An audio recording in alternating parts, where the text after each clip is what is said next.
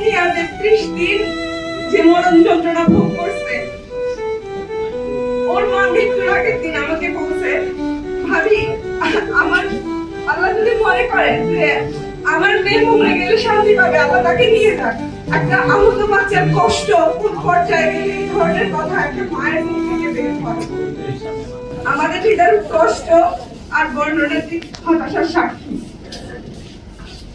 এই দুর্ঘটনায় যারা বেঁচে আছে তাদের অমানবিক কষ্ট, মৃত্যু সম যন্ত্রণা আমি কয়েকটা লাইনে কিভাবে বোঝাবো জানি না। নিহত আহত আমাদের সবার ক্ষতি অপূরণীয়। যে অপূরণীয় ক্ষতি হয়ে গেল নিহত পরিবারগুলোর, তা কিভাবে পূরণ হবে সেটা আমরা কেউই বলতে পারবো না।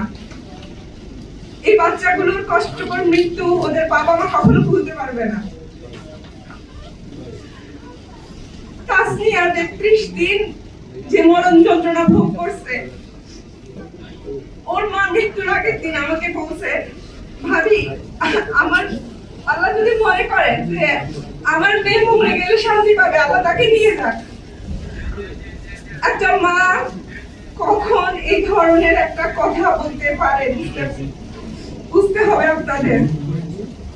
একটা আহত বাচ্চার কষ্ট কোন পর্যায়ে গেলে এই ধরনের কথা একটা মায়ের মুখ থেকে বের হয়। বান্ডেল থাকলে প্রতি সেনমানিতে টাকা বাঁচবে।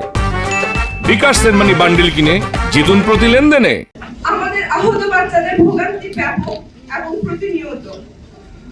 একটা অনাকাঙ্ক্ষিত ঝড় আমাদের স্কুলের মতো নিষ্কলুষ বাচ্চাগুলোর গায়ে আজীবনের জন্য একটা দাগ ফেলে দিয়েছে।